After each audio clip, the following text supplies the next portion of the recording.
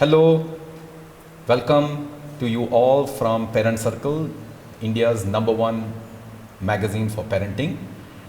On the aegis of World Health Day, we are today going to discuss on how we can develop mental toughness amongst children, which is considered by several eminent panelists here as an important thing for success in life and happiness for children.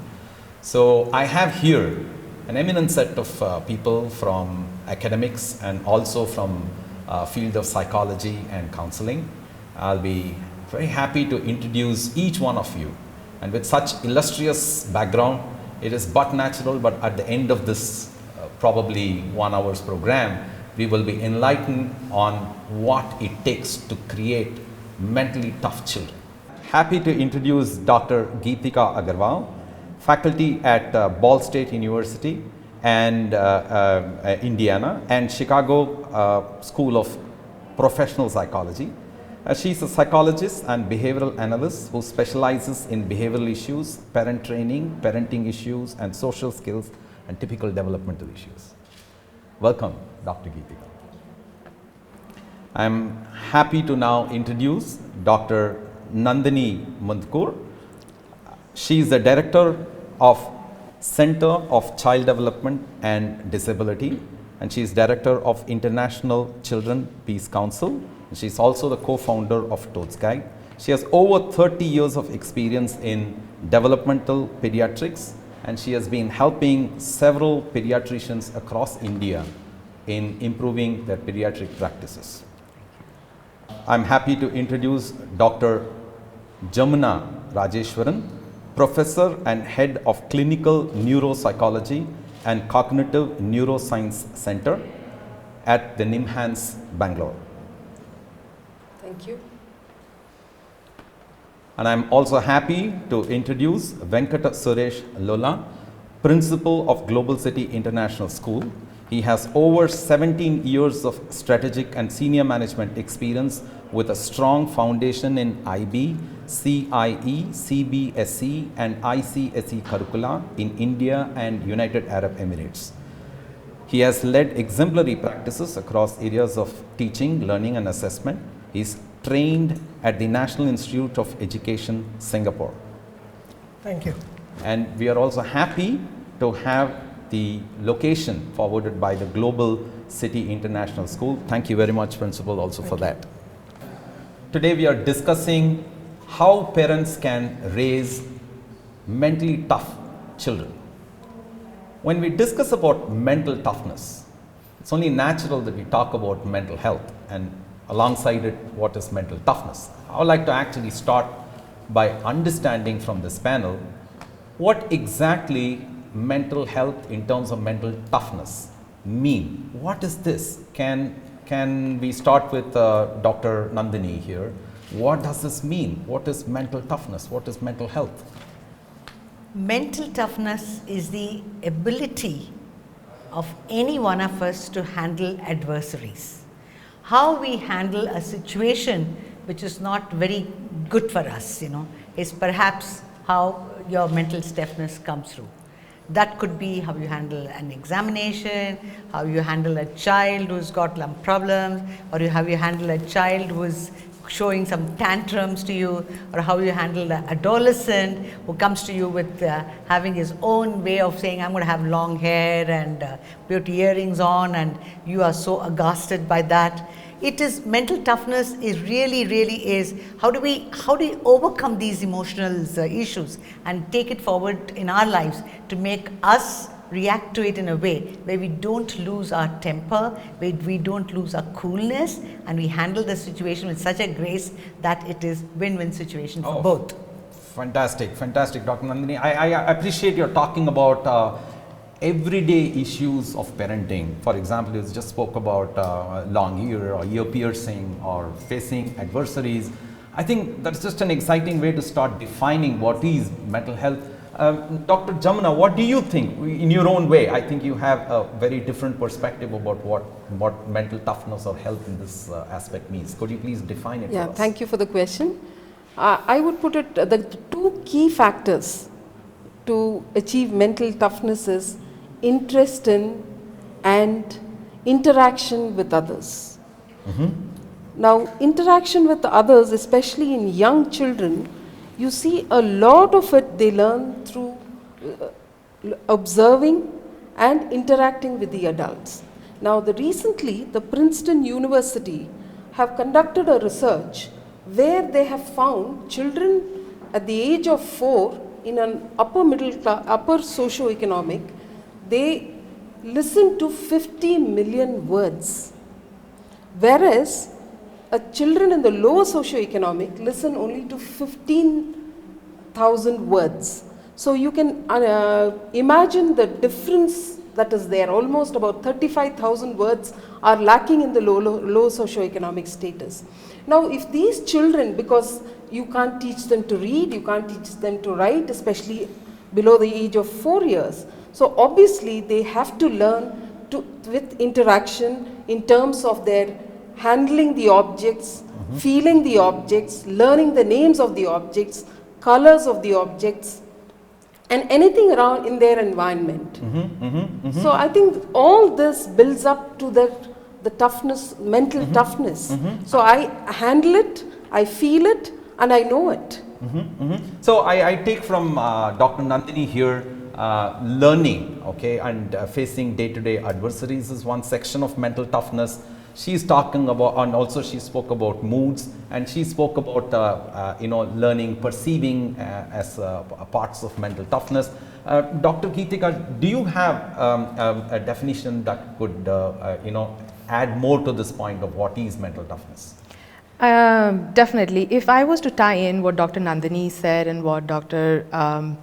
Jamuna said, I would say the mental part in the toughness is very important. You know, we talk about physical toughness where we can measure and we can see whether somebody is physically tough or not. But when we are looking at mental toughness, a lot of it has to do with what is going on in our brains, which may not be very visible to children or to parents. So it is about how we handle difficult situations emotionally, how we problem solve some of the difficult situations in our brain before we respond to it or before we act upon it. So it's important to focus on what is going on in our minds, in our brains, while we are in a difficult situation and how that translates to behavior. So for me, the mental part is very important in the toughness, and a lot of it may not be very visible to us. So it's important to understand that it's a difficult skill to learn. So it's also an important skill to learn. I take that. I mean, I think the panelists here, given their backgrounds, are defining mental health in the concepts of learning, perception, moods, importance, and I think I would switch to the principal here, Venkat. There are, I think, ideas about mental health that are popularly parents think. Would you want to add your views on what you think parents think when they hear the term mental health or mental toughness? Can you elaborate on what are the popular mind speak? And I think I need to focus more on the misconceptions rather than the popular jargons, because the word mental, when it comes in, the education background of most of the parents, if they have studied in India, has not given them enough fundamentals about how to build mental health. Physical health, everybody knows, of course, go for a physical education class. But then how to do mental health, most of them are not aware. So the minute we talk about mental health or mental toughness, see, most of the minds go into questioning as to what is it the person is trying to address. Definitely. Now, let's be a little more optimistic. The optimistic parents who have fair knowledge or who have traveled around the world, who have read a bit about mental health, they would want to see a child handling different situations in school. See, of course, school is a set of community of students and adults. So how is the child able to cope up with day-to-day scenario? Now, there's one more challenge to add up these days. Majority of the times where the parents are not aware of the importance of mental toughness, children often do get confused or they get low on handling in situations. I think majority of these situations arise due to communication. I think this is something which we should all be focusing upon, because in India we speak a lot of foreign language than our own mother tongues. So the influence of the foreign language on these younger kids, at times gives them a lot of challenges as to how to express their feelings in the right way possible. I think it could be majority of the times the communication gap that is leading to mental weakness. I would say the child might be mentally strong, tough, but then he is not able to communicate and he is misperceived or misconceived by adults. I understand the point from which you come, Venkat sir. I wanted to actually take this to one step more and take the question to a different level. When we speak of health of a person, we could speak of health from the perspective of physical health and mental health. I know when I am talking about physical health, what is the objective of being physically healthy? It could mean that I live a longer life, I live a life without, let's say, illness or sickness. And therefore, there is an objective why children or adults would engage in physical fitness or physical health. However, when it comes to mental health, I would like to pose a question to this august panel. What is the objective of mental health or mental toughness? Why should anybody be mentally healthy? What does one get? Could I start this with Dr. Nandini? See, human beings are essentially social creatures. We need society, we please the society, we live for the society, and I think the society also invests in us. So we are social creatures. Now, mental health is how well you are tuned into this society for your own health. Your physical health is highly affected by your mental health. Whether you like it or not, lifestyle disorders are what? Coming out of stress in you, whether it is diabetes or hypertension or whatever you call it in the lifestyle disorders, are coming from you not being resilient enough mentally to equip yourself and succumb yourself to so much stress that you put all your body hormones in disarray and you're getting a physical illness. So mental illness is being adaptable to the society and emotionally strong enough to handle it. For being emotionally strong enough, you have to recognize one basic thing a child should be taught is to how to recognize his emotions. Am I happy? Am I sad? Am I, say, worried? Or am I surprised? Or whatever emotions. Because that's the stepping stone of identifying our mental health, to understand our own selves, to keep ourselves away from these issues of... I understand Dr. Nandini. I just still wanted to understand from a simple parent's perspective, and I come from there, I come as a representative of parents here. What would a mentally tough or a mentally healthy child get? I mean, what will it get now? What will it get 10 years from now? What will it get 20 years from now, or at the end of life? I mean, that's more the important question. You mean what kind of parenting is required? I'm saying, what will the child get if the child or it is mentally healthy? Okay, a child who's mentally healthy, to me, should be a happy person. Happy And joyful person are the ones who can handle any situations in life. It is not the measure of success. Success comes from your experience and what you have learned and how you sort of get opportunities. There's so many things which contributes to a success. But if you're a joyful person, you're a happy person, then you're going to make yourself in any situation successful.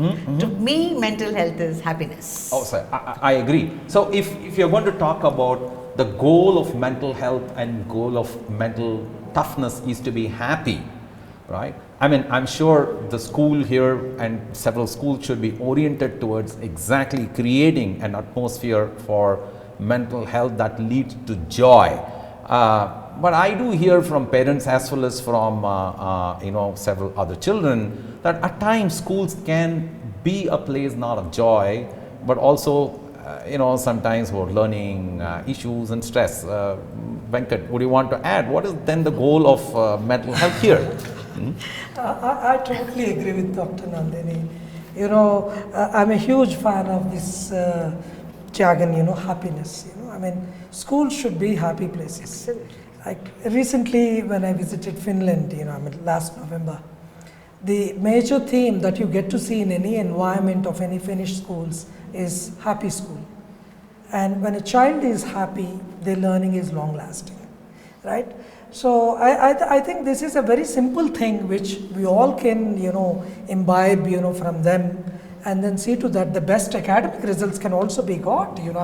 Finland is doing pretty well in PISA scores. So I think that stands out very, very well.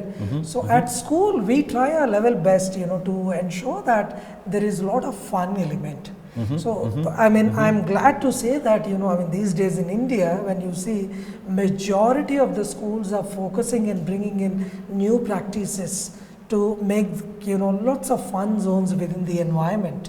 And schools have actually, honestly speaking, progressive schools have actually moved away from this result running rat race.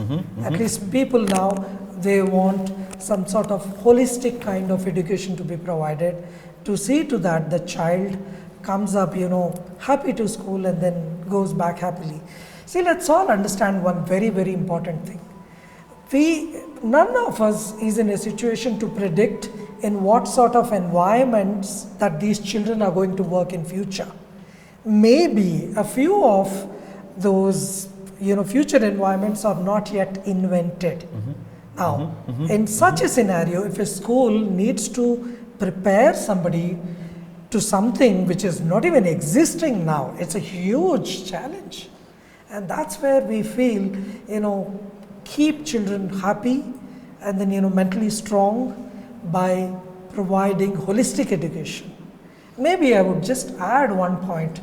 Eminent experts like you all today should guide the education departments of this country to add more elements of brain education. Yes. So that if we know more, so a child would be able to know, yeah, he's happy, he's sad, and he would know as to how to control his emotions. Maybe I think we need to go back to our tables rather than changing the exam systems today. We should see that we should change the curriculum a bit positively and see to that everybody is happy. I understand. So I think I get the first objective of a mentally tough or a mentally healthy person is being joyful and happy, and probably Venkat here added to saying that it also comes from joyful learning. A mentally healthy child would learn joyfully. I think that is what he was saying when the schools have to structure their curricula and environment to inculcate joyful learning. And let me just step on here to the subject a deeper this thing. Dr. Geethika, you have been a professor of in these fields, and especially talking about children's health in terms of mental health. Have you ever come across a different objective of why people should be mentally healthy? I mean, I know parents want their children to be successful and happy, but I also find sometimes that there are some other sub goals which are kept for mentally healthy, right? I mean, what is it? What are they? You ask a very important question. Adding on to what the panel has been talking, for me, mental health always been, sort of either a set of skills or your perspective or, coping strategy where you're able to achieve your potential. So if that means that you're a parent who is trying to raise a kid and they're having some behavior issues, or the kid comes one day and they want to have piercings or grow long hair, well, it could be very stressful for you. You could be traumatized. You could think about the worst case scenarios that could be happening. But if you are somebody who has developed some coping skills, has strong mental toughness, then you can reach your potential of being a good parent. So you don't let these stressful situations kind of get the best of you. And that to me is what is good mental health.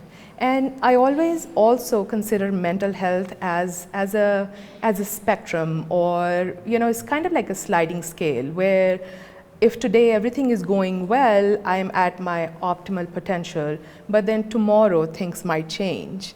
And that's when some of my skills are tested.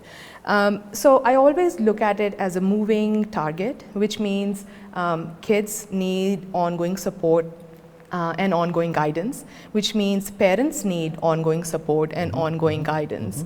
And they need probably more support and more guidance when they are in a difficult spot. Oh, interesting. I think this is a very, very important point. I think Dr. Geetika here is informing us that when it comes to mental health, the contribution of the parents to creating mental health is extremely important, and I'll come back to that portion a little while later, but I think I'll just skim this discussion a bit more to understand what is the goal of, what is the objective of mental health or mental toughness. Dr. Nandini said joy and happiness, and Venkat here said it is joyful learning, and now I'm hearing you, Geetika, talking about the ability to adapt to uncertain situations is the goal of mental health, because the situations are going to be different, and that's something which Venkat also indicated, that we are creating people for tomorrow's which is unknown, right? I think that's a very interesting point of view of talking about it. That means mental health goal is also to face tomorrow's challenges, right? I think that's the goal. Dr. Jamuna, you want to add a different perspective. Yes. What is the goal of mental health or mental toughness? I will take it along with the other panelists. Yes, definitely happiness is one of the core factor. There is a saying, smile, it improves your face value. So I think happiness, I would put mental health in two perspectives. You imbibe from nature and nurture. What I mean by nature is what you have inherited. What I mean by nurture is what the environment provides you.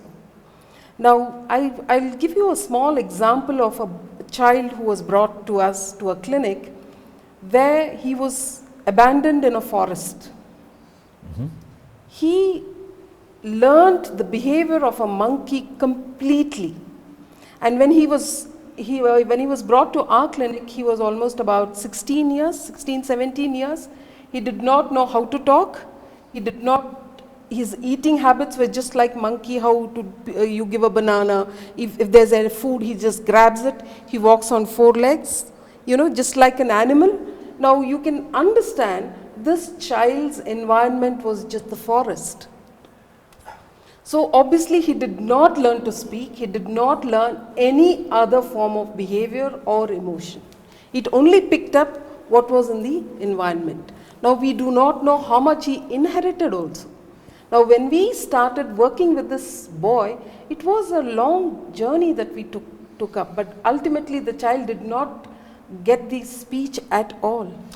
Very interesting, very interesting. Dr. Jamuna, you're starting a very important question that I had in mind to start with when we are talking about the context of mental health and toughness.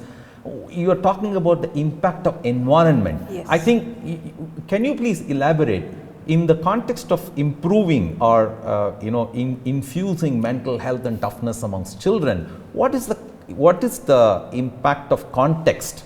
It could be the context of the society, it could be the context of the school, it could be the context of the parents and the family, extended family support. I mean, can the panel start discussing about how is mental health influenced, or mental toughness is influenced by these environmental factors? There could be several. I think you started talking about this boy from the forest. his mental health was influenced by the environment in which he was brought in. It could be for the positive or for the negative. Can you elaborate from the city context for the parents or the urban context? How is mental health influenced by these environmental factors? Definitely. There is no one set source that influences the child. It is the multiple sources that influences the child. Firstly, the parents. The parents' interaction plays a very important role. The marital discord in the family has an impact on the child, and the child seeks some kind of a ventilation outside. Yes, I do not have a very congenial atmosphere at home, so obviously I seek some kind of a solace with my peers. Now, for good or bad, the child may get in contact with the peers who have other habits. Now, this child is vulnerable because there is no ventilation at home for the child to say that this is where I have a problem, I need to discuss with you, I see my parents fighting all the time. So, this is one of the major source. Then again, school, how the child is reinforced. For example, a child initially take a toddler, draws a square, the teacher reinforces the child.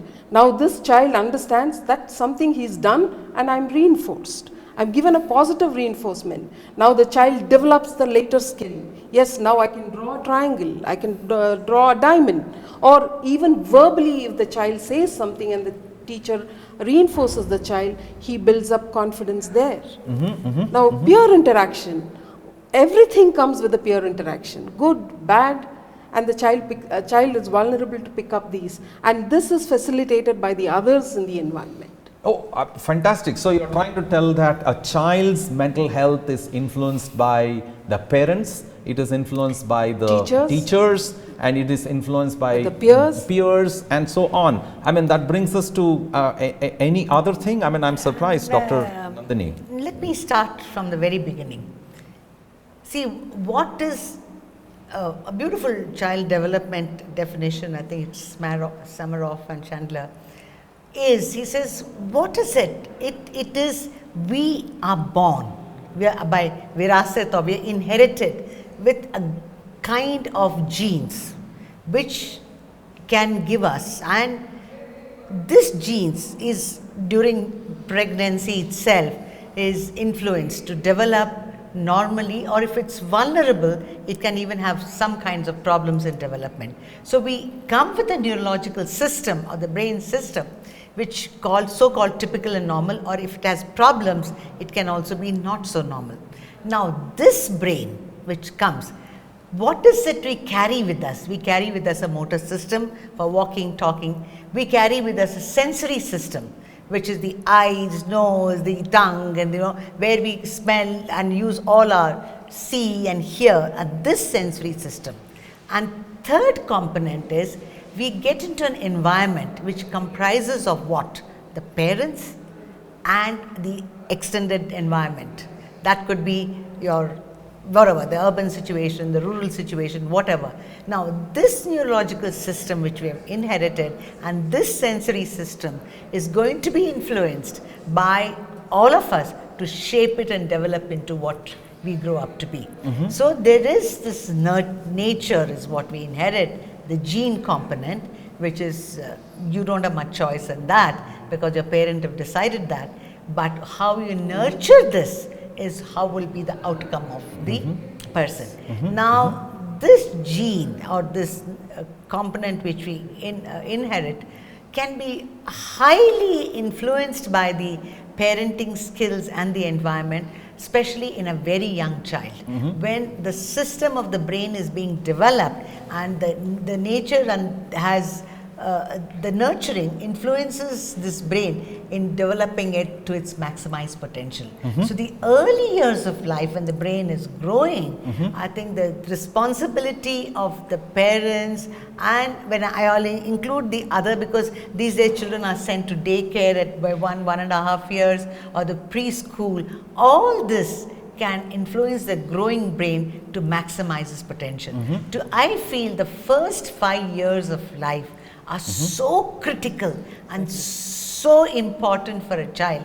The parenting should learn every mantra which is there Wow. of building up these first 5 years. It's always say, well begun is half done. Wow, wow. So I think we should focus on a lot to do in these years. Can I add? So fantastic, Can I add so a fantastic. point? Yeah, Of so course. let me just summarize, and I'll get back to you, Dr. Jamuna. So the first thing that you're saying is, while we are talking about mental toughness and mental health being influenced by parents, school, environment, and so on and so forth, what you have started is the time when it gets impacted the maximum Yes. is during the early stages, and that was a time when you wanted to add something. Yes. Jamuna, what is Apart it? from communication, the same Princeton University has said, throw away the flashcards.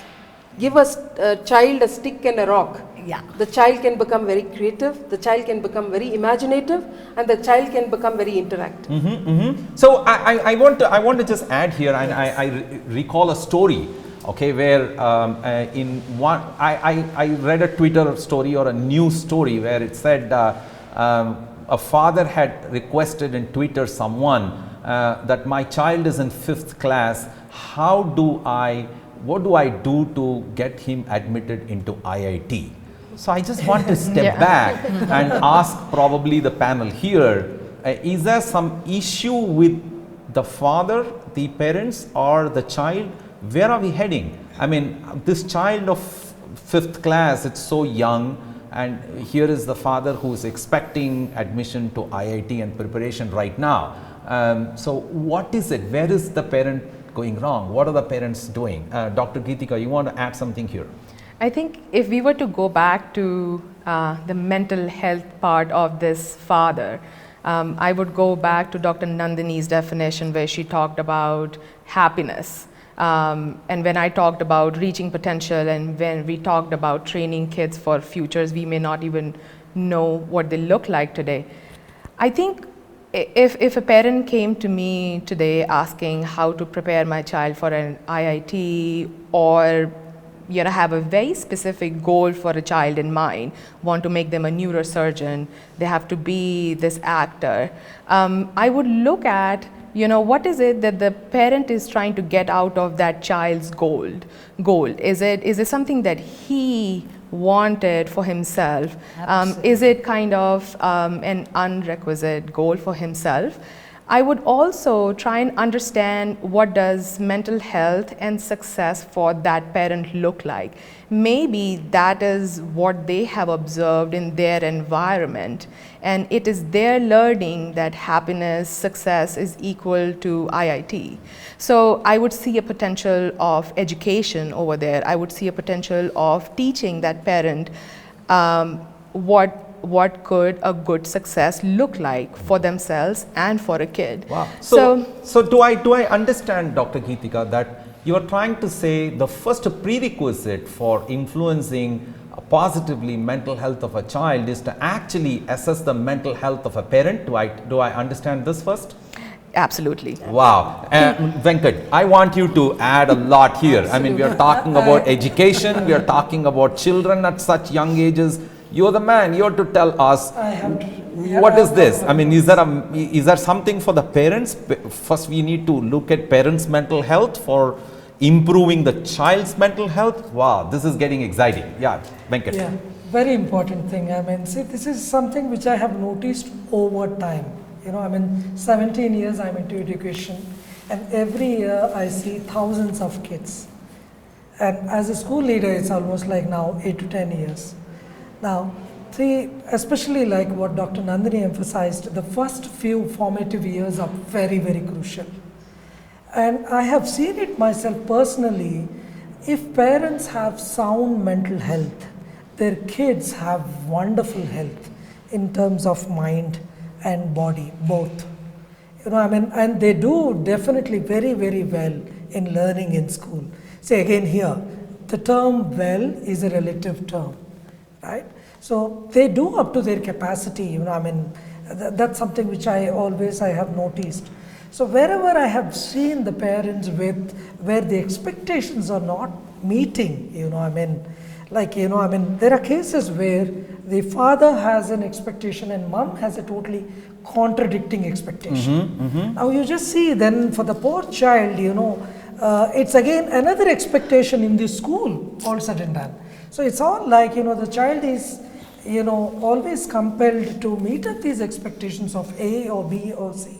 And all probably. Yeah, and all probably, you know, I mean, that's a kind of a scenario. See, that's where, you know, I always emphasized in all the organizations where I have worked, including this school, where we work on building a strong school culture. Now, in our school, we want our children to be fearless, right? We allow them to communicate. Now, communication, most of the times, we see it as only verbal communication. No, we allow them to do, you know, through drawings, you know, it could be sometimes through numbers, it can be through art, dance, it can be in any form. Give them that space to communicate effectively, right? I think that lays in a foundation, you know, when we allow children to be fearless and to be more communicative, the elements of creativity and critical thinking would automatically come in, you know, because they have lots of opportunities, because they are not let down, you know, when they don't achieve a set target, somebody tells them, it's all right, see, what's the best thing that you can do after this, what's next? So, and again, I can give you another example that we do in our school.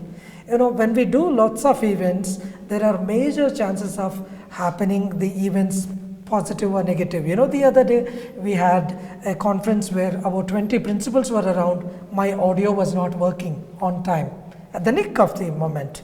But see, none of us got frustrated. Our school culture is very simple. You know, if there's a problem, address it. Don't get frustrated. Keep calm. You know, I mean, that goes with every single person. So children also see this sort of an adultish behavior, and then they quickly learn those things. You know, you have a problem, address it. Don't show your frustration.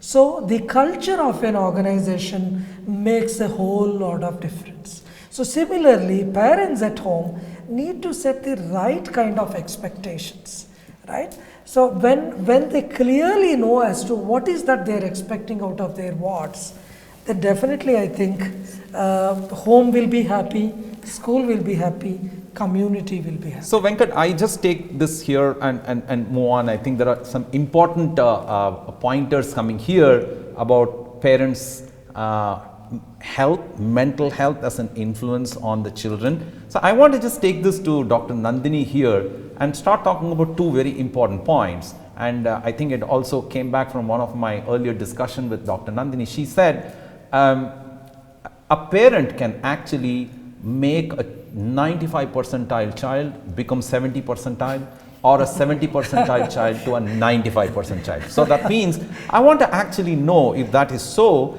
Is there a method in which the parents or the child's mental health early or later can be screened, diagnosed, measured, and interventions can be provided? And what is the right way to approach this?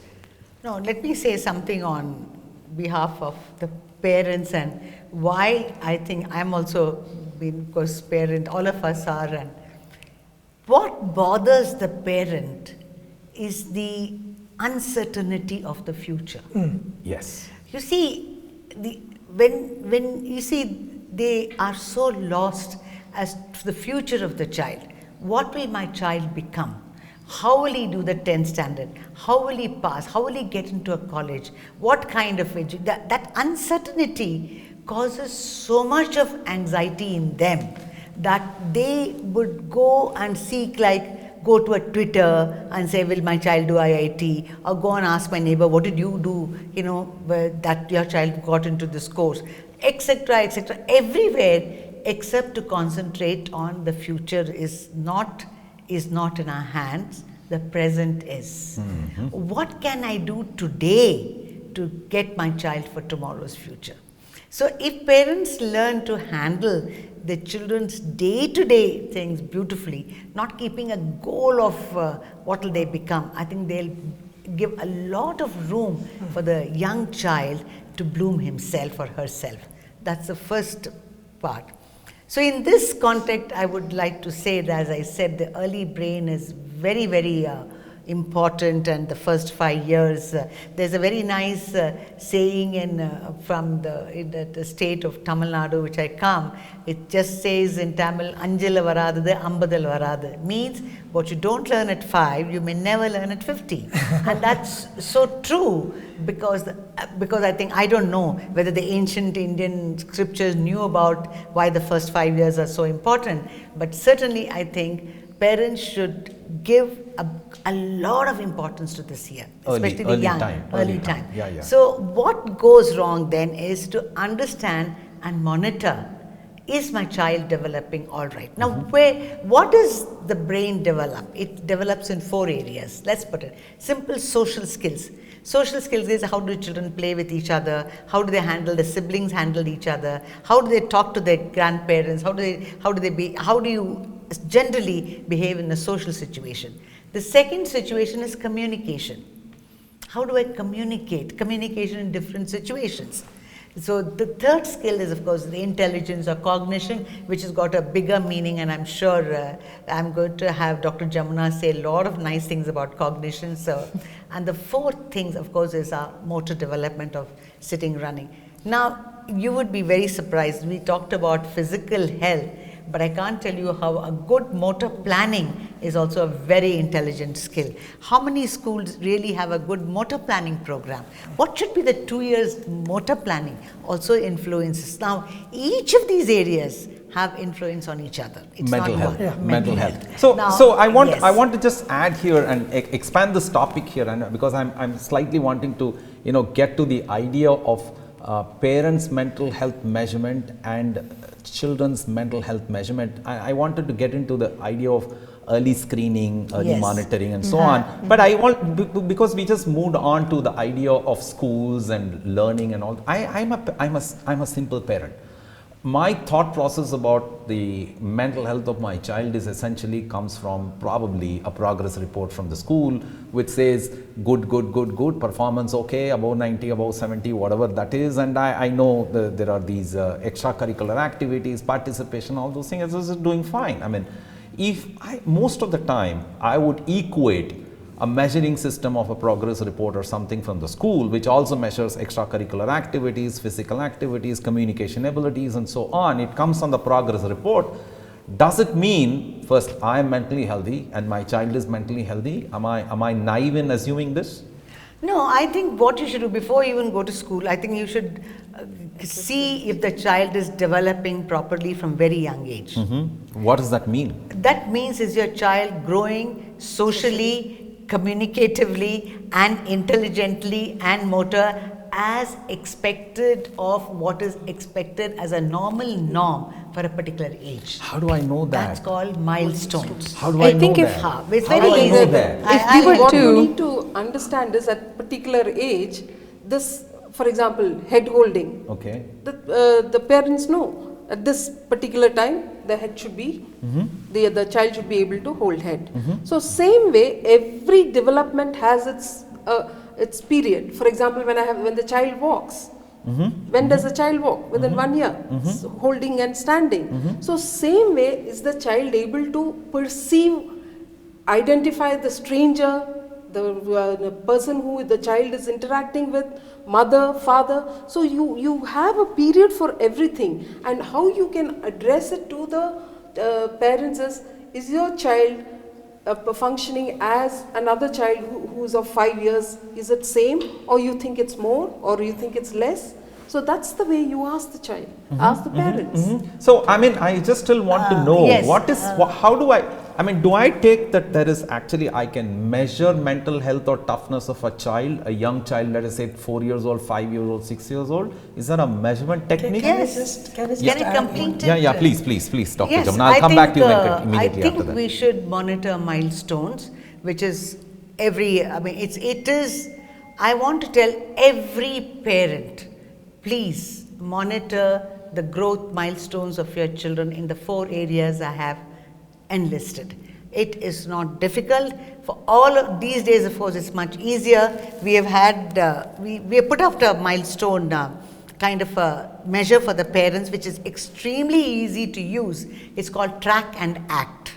Track and Act is in a website called totsguide.com, totsguide.com, or you can also download this as a free app from the Google, and it's as Track and Act, and you have this in not just in English. We have also done it in Hindi, and there is Kannada and Tamil. What it tells you is, if you put your date of birth of the child and general parameters and asking you for even prematurity, some premature babies have problem in development, we'll ask you to correct the prematurity, correct it till 37 weeks, and you will get very simple age appropriate question your child is supposed to do. And you have to answer yes or no. If you feel at the end of it, you get a score. And the score tells you the child is going towards a normal development or deviating from a normal development. Now, don't get alarmed if the first score is low. See, and this scale is from 4 months to 5 years. So, if you feel at 4 months, we do talk to your doctor and ask, should I do something about it, and re-evaluate again at the 7th or the 8th month. But by 1 year, every parent should be knowing whether the child is going towards the normal development.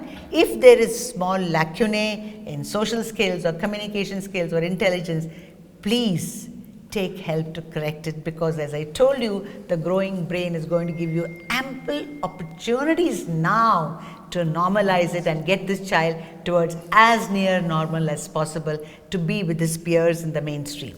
This, I think, would be a very, very crucial step.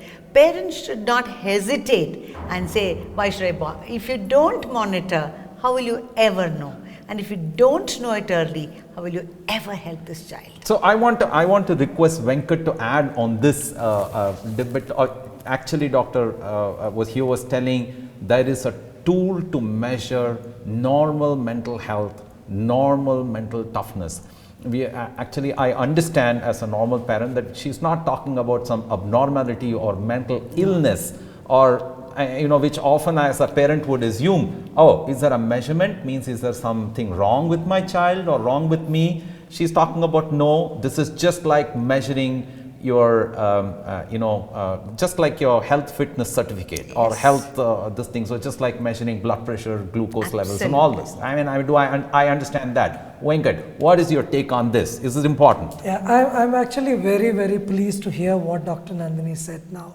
Because, as an educator, I had so many challenges initially, in India especially, because, we don't have the developmental milestones, published anywhere, right? The other sad story of our great country is we don't have a very structured kindergarten curriculum. Right? So that keeps, the whole arena very, very, very wide open for people to choose and bring in and do anything they wish.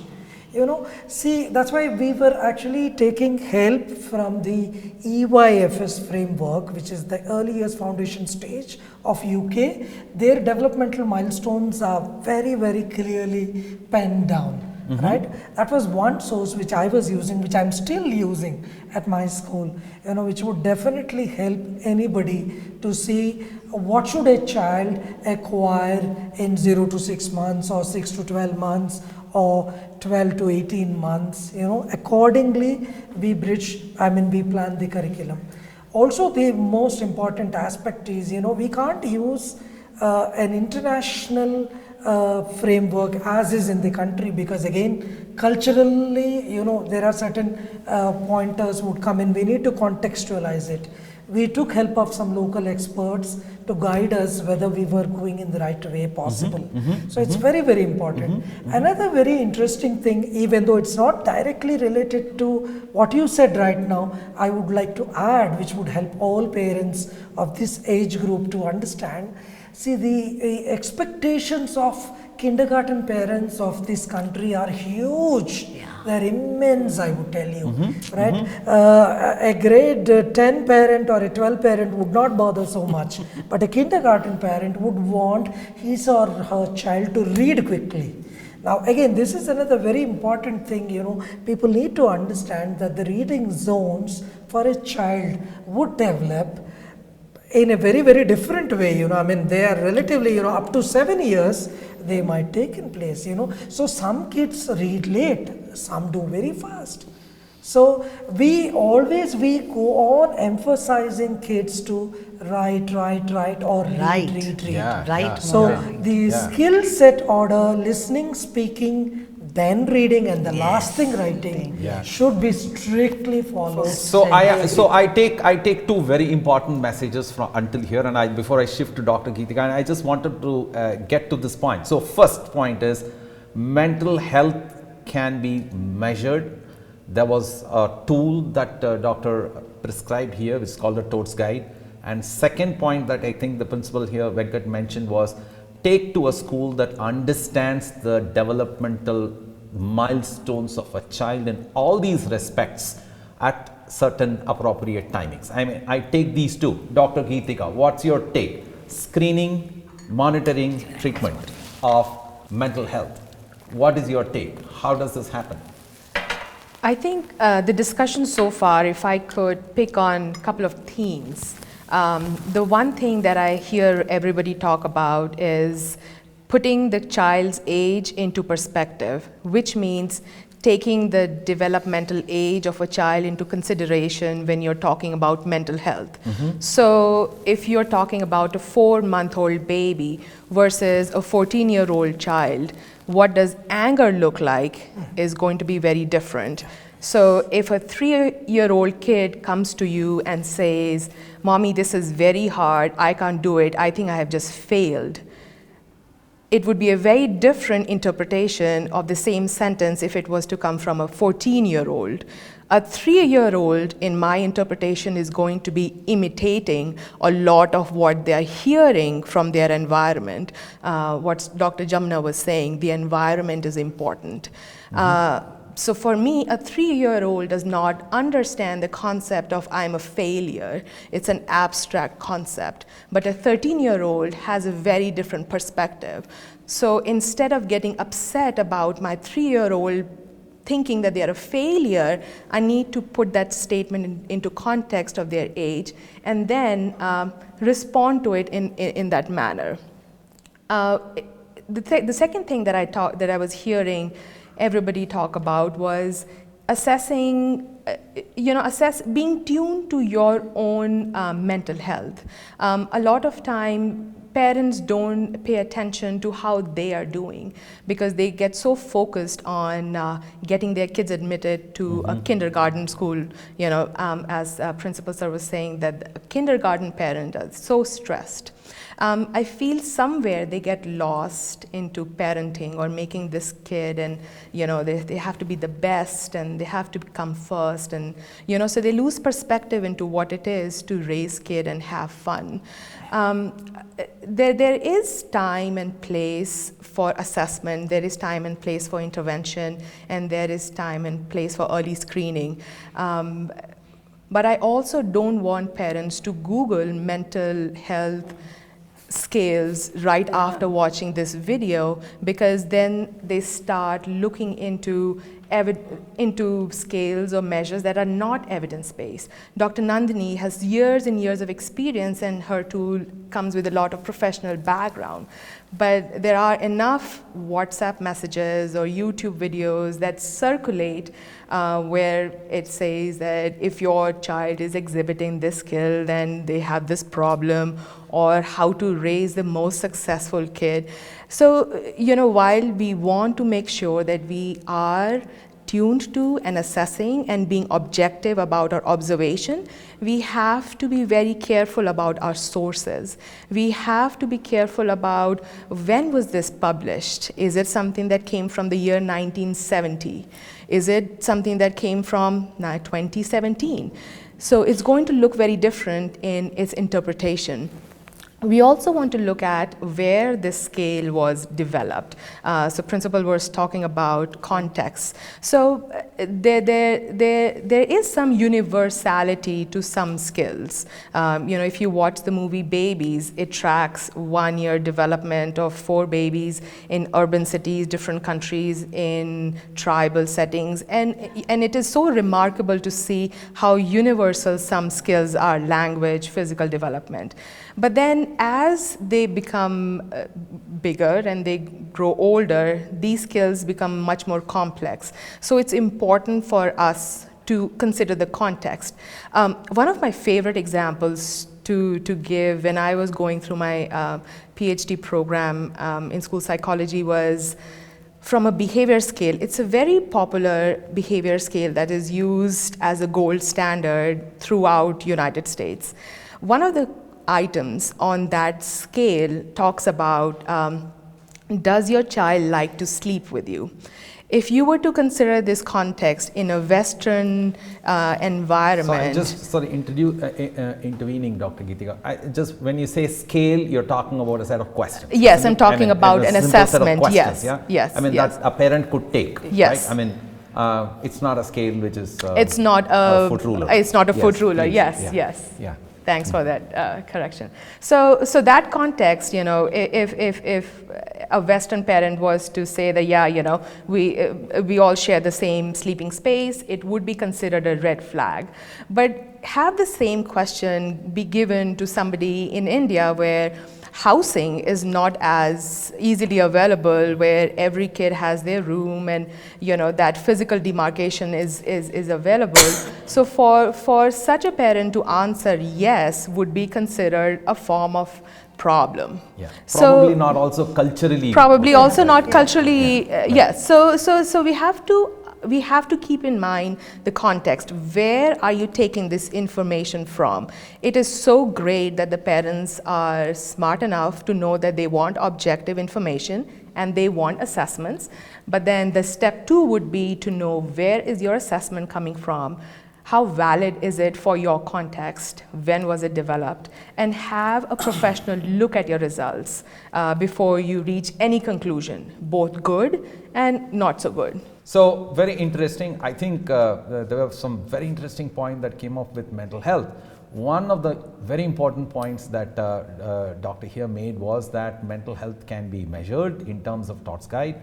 Second point I think Venkat here made was take to a school that has the growth development requirements clearly mapped into the curriculum. And we had Dr. Geetika saying that the moment we talk about such things, don't immediately start Googling and finding out tools, for it may be irrelevant or outdated or possibly not correct. So it is important from that standpoint to continue this discussion to see what are the other important points when it comes to mental health, screening, measurement and interventions. Dr. Jamuna. What I would like to do is summarize all the 3 panelists' points. Firstly, Dr. Venkat, who said culture plays an important role. Yes, definitely it plays a very, very important role. From border to border you see a change. Unless you understand the child's culture, you cannot inculcate any other learning material. You should know what culture the child is from. Same way Dr. Nandini said, observation.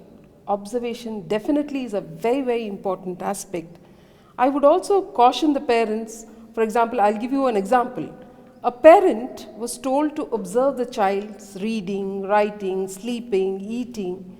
Now, when the child started writing, this was a 5-year-old child, the child reversed B and D. Twice the child has done and he was brought to us.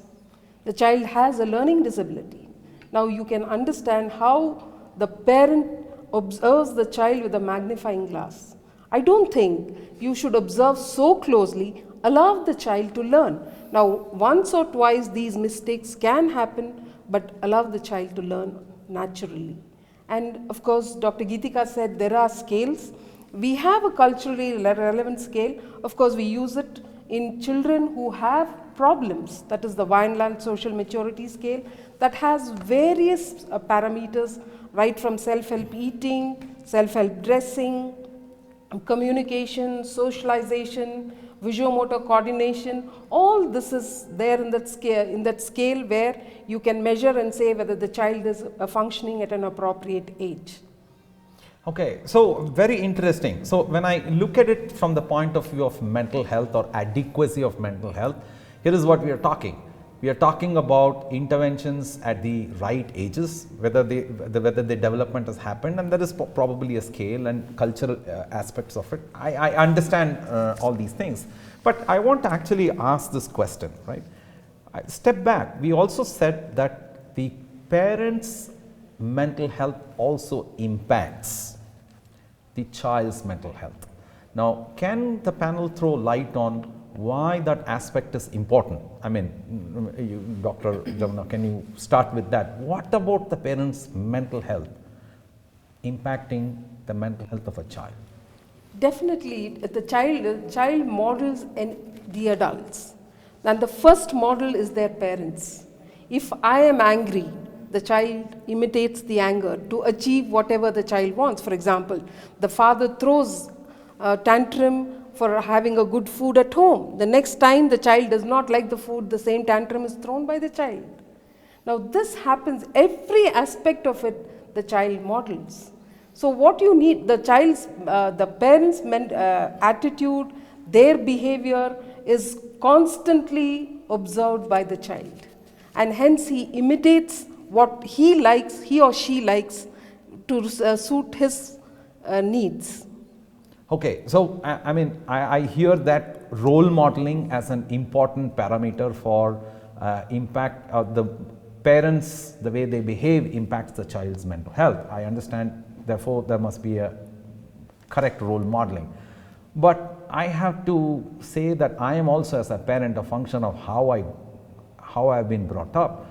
How do I know I am parenting the right way? What is the right role model? Even if I wanted to move to that right role model, is there any template? Is there anything that I could look up to and say, okay, this is the right way to behave? Is there something that the panel could enlighten me on? Probably I am making mistakes unwittingly. I don't know. Probably I do this thinking I am doing right? But probably I am wrong. How do I do that? There is right or wrong.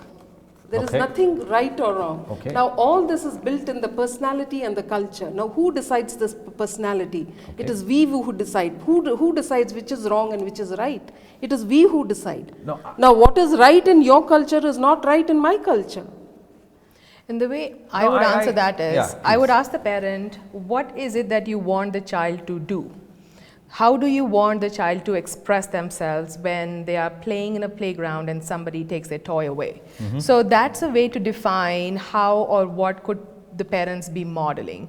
So the parents don't want their children to be hitting another kid, but then the parent themselves might be hitting somebody in the family. So a way to understand what is it that the parents should be doing, we have to first answer what is it that the parents want their child to do, and that in and of itself will answer what is it that the parents need to do. So if the food is not up to the taste of the father, and the father gives a feedback to the cook or just continues to eat and say, hey, it was a good food, I can see you put in a lot of hard work. But everybody else around might say, you know, well, really not. It didn't have as much salt, had too much oil. But then what the child just saw was a father who still appreciated the food when it was not up to the mark of what other people would say a good food. So that is another example or another model that a child could be exposed to. So we have to ask ourselves, what is it or how do we want our children to behave? And that tells us what is it that we want to do. Now, I understand. I'm going to ask Nandini here a question. So the specific question is, I have seen parents, for example, saying, okay, you come from your school getting hit by another kid, why did you not give it back? Now, I would typically think that is a right way to behave, but am I making the right decision? I'm just extending Dr. Geetika's posit here, saying that you behave the way you would expect your child to behave with others. So I'm thinking, yeah, it's fine. If somebody hit your child, give it back. I mean, that's what probably I would do, and I will think it is right. Now, my question comes back to that: what is the correct role model? Okay, if you think eye for an eye is good, I don't think. Let's see. You see, a lot of parents, how we behave is also what we have experienced in our childhood. Now, if you look into the Indian parenting, classically there are 4 kinds of parenting styles which the world talks about, One is called the authoritative parents. Authoritative parents are the best, where they have certain discipline, at the same time they respect the child's view also, and they have a via media which works out both ways. The majority of our parents are authoritarian. I have told you, so you have to do it. We have been brought up like that. Now authoritarian parents are that's why you will find that, no, do it this way. Even when they're teaching their child to play, they say, no, put the block like this. No, that's not the right way. So I always ask, are you learning or are you asking the child to learn? Authoritarian parents invariably bring up kids who are very timid, who do not even think for themselves, I mean, they just do what is, maybe you think they're very well disciplined, but honestly that you've killed even the decision making skills then. Authoritative parents who have certain set rules which have to be obeyed, which should be consistently done. If you believe in your culture or something which is not acceptable, please have that rule consistently. Not that today kabhi haan, kabhi na, as they say in Hindi. Today yes you can, today somebody is sitting, so you're crying, you get a chocolate, tomorrow you say, I'm not going to give it to you. The child never understands. Authoritative parents will probably apologize to their friends and say, sorry, my child is misbehaving, but I'm not going to give it to him. So that you're not, the child really comes to know that I will get my way, certain things, I will be listened to, but at the same time, I have certain guidelines which are set. The third are the very permissible parents. I don't even understand. The child is allowed to do anything and everything. He wants to drop this, he can. He wants to pull your hair, you can. He can slap somebody, he can. Hit the servant. Now, these children will grow up to be very aggressive because you have never taught them any limits. And the last are the absolutely non-reactive. Come what may, you're so, I think those parents must be quite in depression themselves or something, but nothing affects them about the child. You are neither correcting nor, and they grow up to have really, really children who are very, very hard for them because they don't, at least the authoritative permission, expressing some love somewhere, but the one who are absolutely non-reactive, the children feel there's nobody for them. So your style of parenting is very important. So I take therefore that mental health and toughness, yes, when we say it's a function of parenting style. So one of the things I take from you is that parents probably should assess their own parenting styles to see what kind of impact they have on the children. Yes. So I just wanted to get back to Venkat. So Venkat, you must be seeing thousands of parents. So would you want to just broadly classify very normal children, very normal parents? You want to distribute a guess of what will be the percentage of authoritative, authoritarian, permissive, and last one was non-reactive parenting style. What would be your distribution? I mean, the question that therefore I'm asking is, if authoritative parenting was a right parenting, how many parents would you assess in your school or in the general environment would be the parents who will belong to that style? Yeah, see, I would restrict giving any of my school data because it's not the right way to do it. I agree. Right? But I would generalize as to how things would go in. Yes. But before I give you the figures, I would like to just say one thing. Parents need to understand that they can't have the same parenting style that they were being raised now to be adopted to the children. Okay. Right? Scenario is very, very different. Now, one very common thing what I get to notice these days in parenting styles is majorly the influence of the social media, right? The Facebook and the WhatsApp. Now, I don't know under which category these parents would fall in. If they have a problem with anybody, they would share the news in the social media rather than sorting it out with their own child or with others. Maybe I think they are looking out for some sort of help which they are not getting through. They may get the right responses, wrong responses. Now, coming back to the percentage of what sort of parents generally we get to see in India, majorly 80% it is authoritative parents, 80%. Oh, I mean they're right. Yeah, they They're think doing that they're right. right Okay. all the time. Right, Authoritarian. and Would you agree? I authoritarian. think you're looking at it a bit differently. Authoritarian or authoritative? the second type, you know, I mean, Authoritarian. which- Authoritarian. Yeah, authoritarian. Yeah, okay. Right? That's right. And then coming back to the parents who don't bother about when the child Non-reactive. non-reactive kind, definitely there are about 10% of them, Oh, whoa. right? And this is very, very alarming. This So is what is really concerning me, because you know, one thing what I have noticed of late is people coming up from an industry background, they do expect that kind of culture to prevail in a school environment, which is not possible. So they fail to understand, you know, I mean, a school cannot function like a Microsoft or an Infosys or any other organization. See, this deals with a lot of humans, you know, a lot of emotions of adults and kids. So that aspect need to be kept in mind, and we are not managing machines. So they have emotions all the time, and then somebody, you know, emotionally bursting out, you know, it can happen with an adult, with a child, with a housekeeping staff, it can happen with anybody.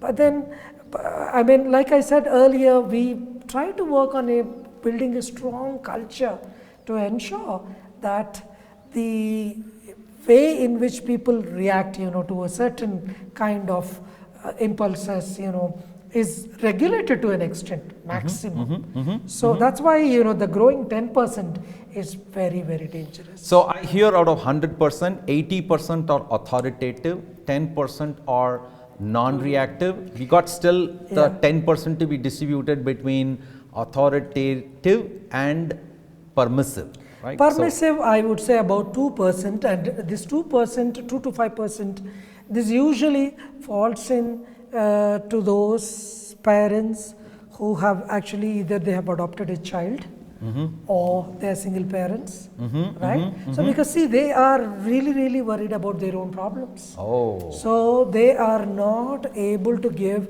that kind of time or attention to the child. And you know, and I have seen this, I mean, this is again very, very alarming. The kids of these single parents undergo loads of trauma because of this parental. I mean, Dr. Venkat says is that 95% of the parents or parenting style get it, and it impacts the mental health of the child negatively. Is this high? Is this so alarming? I mean, I just wanted to. Can I, if you don't mind, before you proceed to Dr. Nalini, I would just reiterate a few points, you know, as to why I mentioned the figures to be very, very alarming. I'll tell you now, today, see, we can't imagine our culture to be only uniquely Indian. Technically, we no longer exist like that because of the social media. Kids and adults are interacting with all kinds of people across the world. Now, when we start dictating a child, do this, do only this, do this way, then only you get it right. You know, and that's where, you know, when you just look at it with the cultures coming from the West or from the Far East, there will be so many gaps. That is what I'm trying to highlight. Okay. So please do not mistake me that all parents are not able to raise their kids we well. understand. I'm only just pointing out that culturally those gaps are widening year after year. Because I've been interacting with kids who are from about 11 nations this year. Now, and I have seen almost every kid, but you know, I mean, pertaining to these 11 nations, expressing me quite a lot of concerns because of the authoritarian approach almost every single one up. Okay. I mean, So I get it. So I just wanted this panel to actually elaborate on what your probable guess or assessment or the proportion of parenting. So if you wanted to distribute between authoritative, authoritarian, permissive and non-reactive, the last three being negative impact on the mental health of a child, would you want to start? Yeah, What is that proportion? 50% of parents are authoritative. They are getting it right. They're getting it right. Okay. It's be 10% who are permissible and non-reactive, maybe another 5 to 10%. The rest are authoritarian. The authoritarian parents in our country is high, I feel. You know, see, there's nothing wrong being authoritarian in the sense you say that all of us were brought up by authoritarian parents, you know, but it wasn't their time. I agree with when Mr. Venkat says that times have changed.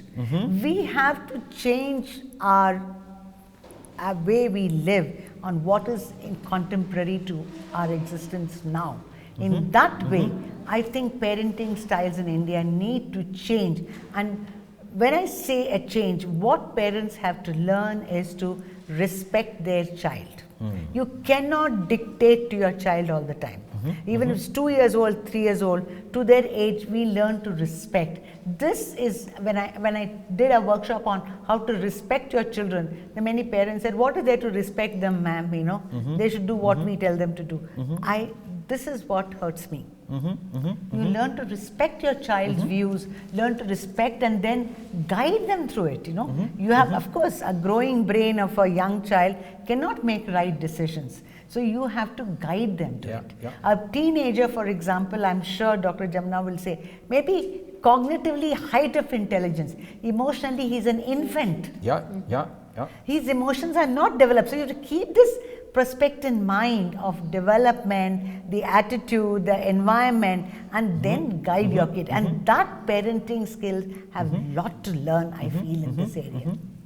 So What I just wanted to, do you want to respond to that what proportion? I think is the boundary between authoritative and authoritarian is very diffuse.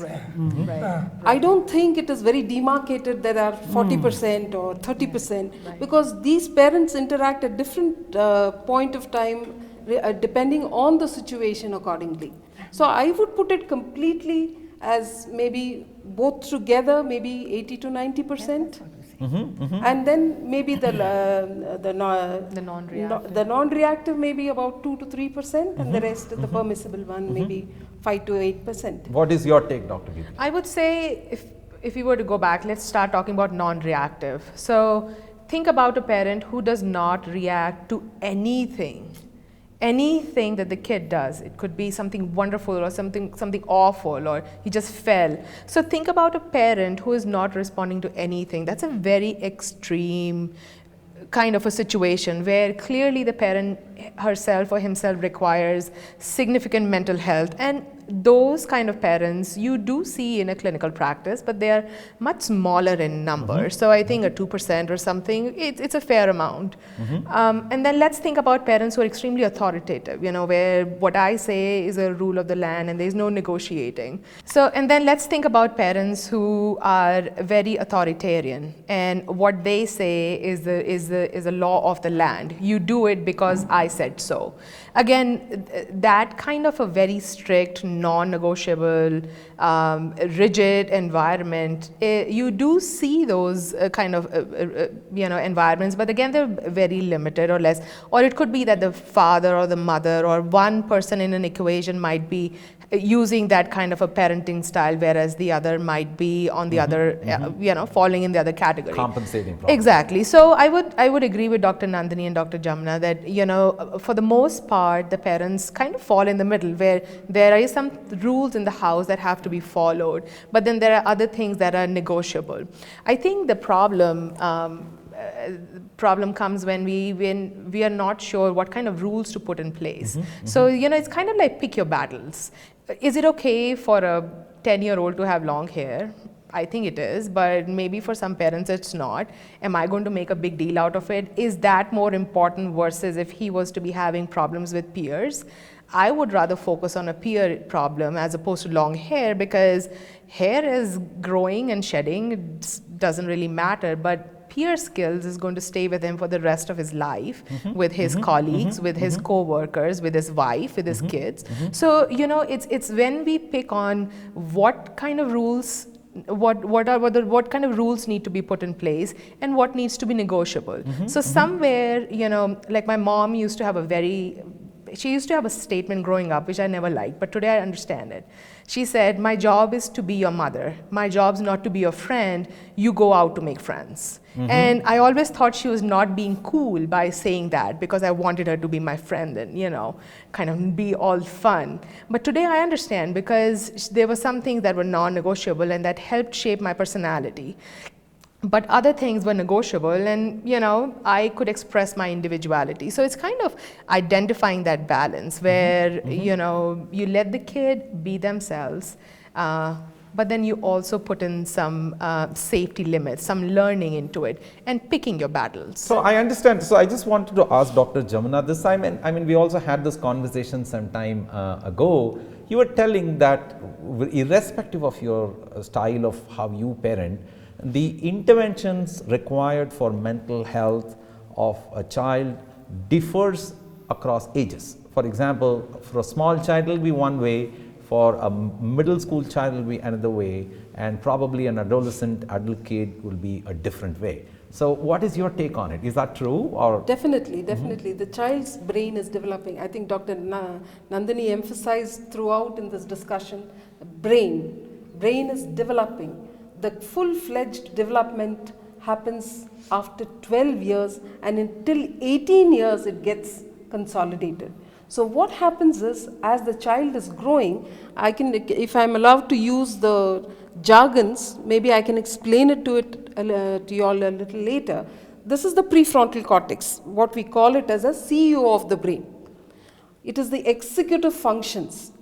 This particular part of the brain. I understand the CEO yes, part. CEO, it is known as the executive functions. What is an executive's role? To organize, to plan, to execute. You know, this is what the front portion of the brain does. Now, in adolescence, what happens is, this is the last to develop. Now, when you expect an adolescent to plan, organize, take a decision, all this is in a chaotic situation. Okay? Now, when you give an instruction, an adolescent immediately reacts with emotion. He gets angry, or he throws a tantrum, whatever it is. Now, why does he do that? Because the information doesn't go to the CEO, but goes to amygdala, which is responsible for emotion. Now, when the information goes there, what happens? He immediately reacts emotionally rather than thinking over it and responding to you. Now, it is the responsibility of all parents and maybe the school authorities also to explain and to make the students understand why they are asking this question. Once the child understands why this question is asked, then it starts functioning. The CEO starts functioning, and then it goes to the amygdala.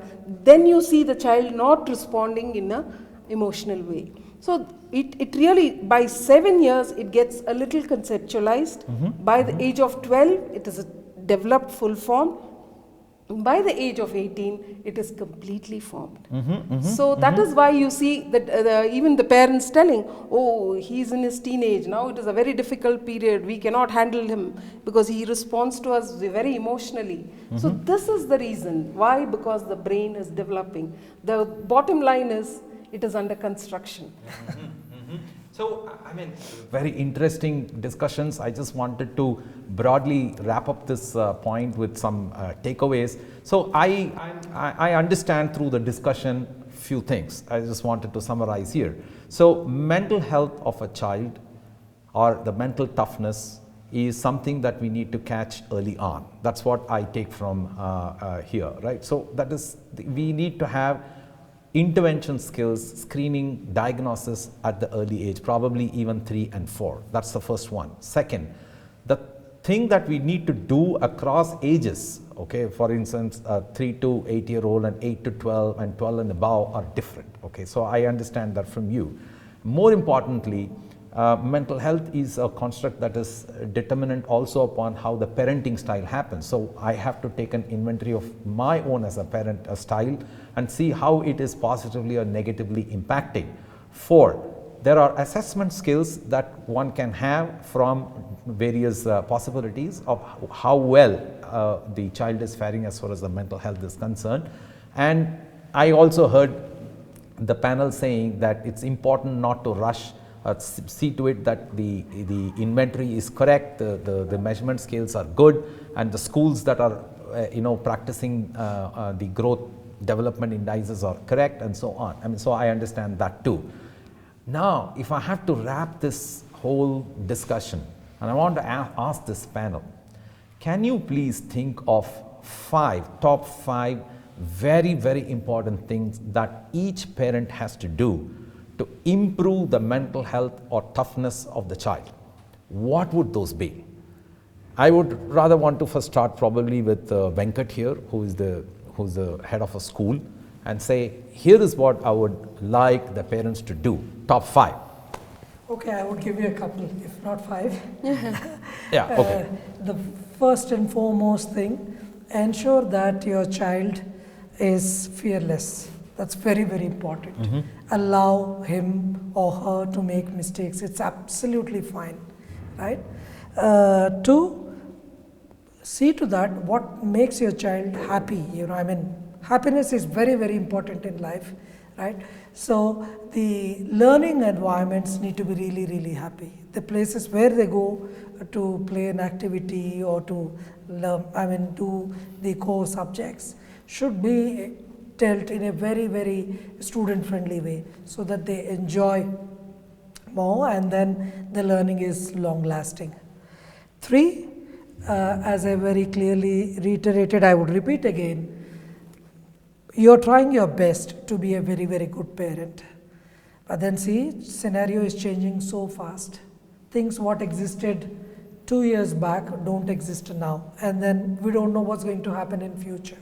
So keep observing, keep closely observing your parenting style and change it as far as possible, frequently, but do take experts' views, like the experts you are seeing here, not through Google, because all the time you may not get the right kind of feedback.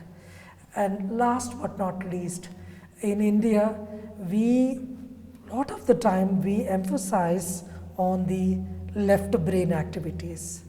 So see to that the right brain also gets couple of activities, in the sense the creative one, the imaginative ones. The best thing would be, I would say, we should really emphasize our children to do visual and performing arts, or a nice kind of a game, anything which they have a passion upon.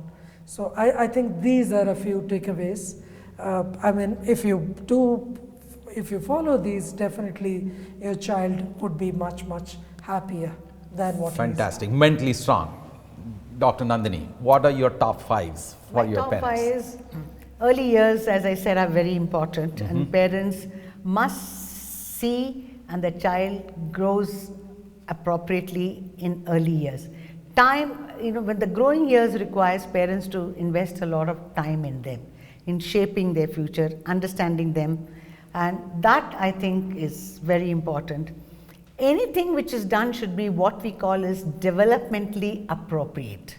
When I use this word developmentally appropriate, means it should be for social skills, communication skills, anything. Is it appropriate to the child so that the child is not stressed out in learning? A child who is really not enjoying, as he said, is a stressed out child. A stressed out child is going to show you by their behavior. Where the young child throws temper tantrums, the older child is refusing to ride, or if another teenager is rebelling, they are all telltale signs of a child really undergoing some mental problem, and parents must be sensitive to address that issue very, very. Fourthly, I think create an atmosphere in the house, like I would say, respect the child. When you respect somebody, then you create an environment for the child to grow and appropriately and develop appropriately. His views or her views are taken into consideration depending upon what age they are in. At every age, even a young 2-3-year-old should be given choices. That, okay, do you want to wear a green dress or red dress? She says green, very nice, you've chosen well. Appreciate your children for every small thing they do, not by clapping and being a joker, but saying, yeah, you have done this task well, or I really like the way you have done this today. Everybody likes to be appreciated. I think parents should say something nice to their child every day about what they have done well. Instead of only finding out faults, then if they get some positive reinforcement, it definitely helps. Finally, I tell parents, knowledge is power, but knowledge from the right authorities. I agree, don't go into Google and, ask your neighbors and, some other people to give you ideas, because they themselves are half-baked, in their knowledge. But ParentCircle.com is good. Yeah, ParentCircle puts out very good information, or go to the right kind and take proper help, Why don't we ask help when we need it? What's wrong in that? Mental is not like being crazy or pagal or whatever. Mental health is necessary for us all to function appropriately in the society. It's like mental gym, as he calls it. So build your mental gym along with your physical gym is my take. Yeah, that's why, I just wanted to turn to Dr. Jamuna. I think you have been saying about these mental gym. Please elaborate, and please inform your top 5. Yes. Like we have this physical gym. Now, why do we go to a physical gym? To keep ourselves fit. Little do we emphasize on a mental gym. Only if the mental gym is functioning adequately will the physical gym be adequate. If you are upset, I don't think any exercise that you will be willing to go to a gym to do it. Firstly, that mental hygiene and mental gym is very, very important. Now, for which I think the parents, firstly, acceptance of a child. Secondly, you're precious. The child is very precious to me. Make the child know that the child is very precious to you. Accept the child for whatever he or she is, with all the shortcomings. Let the child make the mistake. Like Mr. Venkat said, allow them to make mistake. Mistake teaches you. Then you also need to don't fulfill your wishes through the child. Never do that. You might wanted to go, for example, you would have wanted to go to IIT. Now you don't expect the child to go to IIT. That is where you start imposing everything what you have not fulfilled. So don't fulfill your wishes through the child. And I think, I've said a few points, probably, and I think added to all the other 2 panelists' points, I think this is the mental gym that you have to develop. Yeah. So, Dr. Geetika, I know your job is tough. You got 5 points still to make. Yeah. So, what are your top 5? I think if I borrowed from everyone, I'll have 15 ready for me right here. Yes. I think everybody makes a fantastic point, and the good thing is all of us are kind of saying very similar thing. I'm not sure if I have 5, but my very first recommendation to any parent always is to be a good model, which means it's also okay to share some of your failures with your child. If you want to teach them mental toughness, show them when you were mentally tough. So share your failures. Share some of the negative emotions that you experienced, so feelings of being fearful or being sad, or when you wanted to give up or when you were extremely angry, and then tell them how you managed those emotions, because more often than not we go back to what we saw or what somebody told us to do when you're in a tough situation. So always remember to be a good model, to share some of your experience. The second thing I always tell the parents is, be your child's best cheerleader, which means that when they are in a tough situation, it's okay to let them experience failures, but your job should be that non-judgmental cheerleader who is ready to help when the child asks for a help. The third, which has been already talked about by the panel, is to start early. So if you want to teach them to persist through a problem, to be okay with failures, start early. So whether they are learning how to open a simple lid of a little box, or if they're trying to put on a shirt and try to button, or try their shoelaces, or figure out a relationship with a friend, it's okay to let them work on those problems and try a few solutions before they find the actual solution that works. So it's never too early to start on building a mentally tough kid. My fourth point would be confident. There is so much information, and all of us as professionals are very prescriptive in what a parent should be doing or should not be doing. But have confidence, because a lot of what you're doing on an everyday basis is very correct. And it's a joy to be a parent. So have confidence. And the last thing I always tell a parent is have fun. So if you're playing with them, play with them. It's okay if they're stacking the block incorrectly, or they call red or blue. It's a fun moment, make a joke out of it. It's okay. So, always remember to have fun, because parenting is not as difficult as people might think. Of course, it's not easy, but then the moments of fun makes it easier, and that improves your mental health. It reduces your stress, and you and your kid are both mentally tough at the end. So those are my pearls of wisdom. Possible, yeah. I think maybe so. one Dr. point Jamuna, I will yes, add yes. is facilitate independence. Yes. Yeah, fantastic. I think that was not covered. Fantastic. Yeah. Facilitate Yeah, independence. absolutely. Great. I think before we wrap up, I just wanted to have a lighter moment on mental health discussion. So I just wanted to ask each one of you, what were, in your experiences, faced some really funny and probably wacky experience of, where you said, oh, this parent is behaving so funnily, it's going to impact the mental health of a child negatively, but which is considered to be very normal. I mean, anybody wants to start with it? Yeah, doctor. Yes, Dr. Geetika. Yes. My biggest pet peeve is when, whether it's a father, more often a mother, is chasing the kid, 10 years old, trying to feed him his lunch or dinner.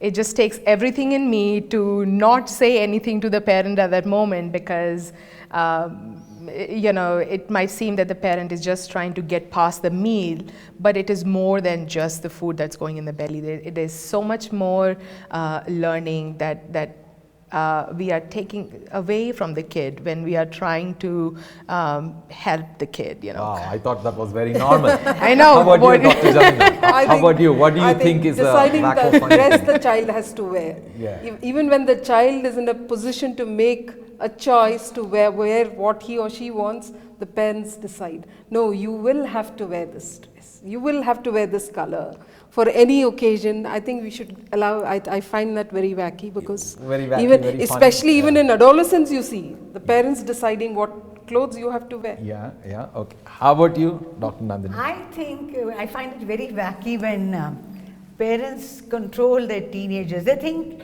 their style of dressing and their style of being prim and prop is what the teenager should be. Now, the young boy comes the long hair, or wants to pierce one of his ears. Most parents say, oh, I can't stand this, He's so good in his studies, why does he have to do this?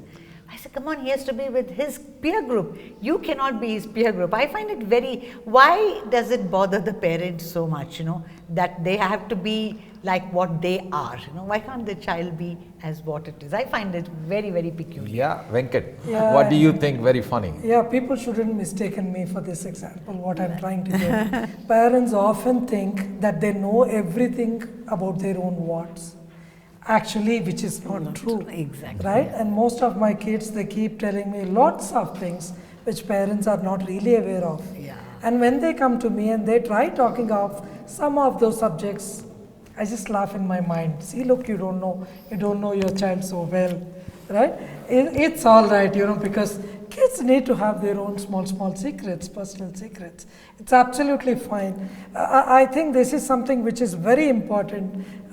We should give children their personal space, right? Yeah. It's not that 2 or 3 feet of space, but then space in terms of their opinions, space in terms of what they want to share with people, right? I think we should leave it to them. As like doctor said, give them space to eat what they want, right? They are not fools. They are very smart. They know that they are not supposed to eat junk so much. If you leave them on their own, they'll be very responsible.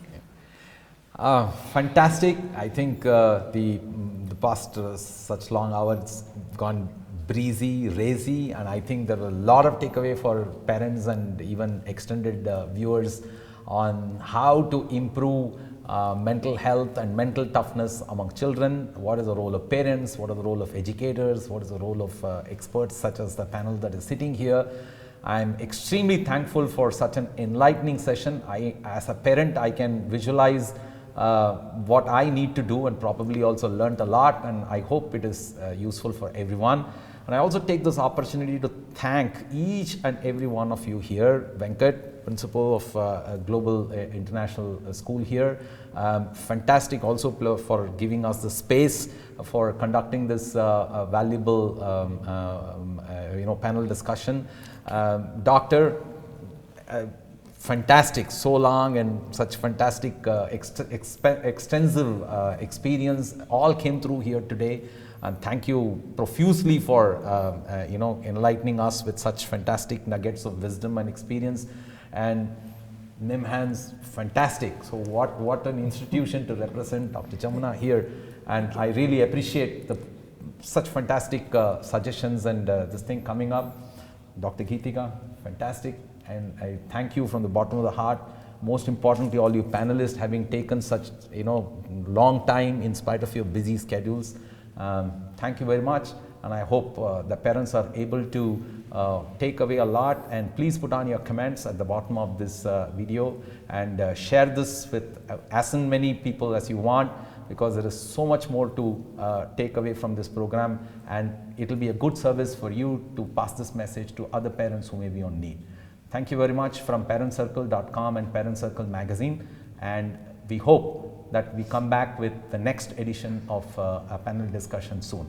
Watch out for the space for more topics on this subject. Thank you very much.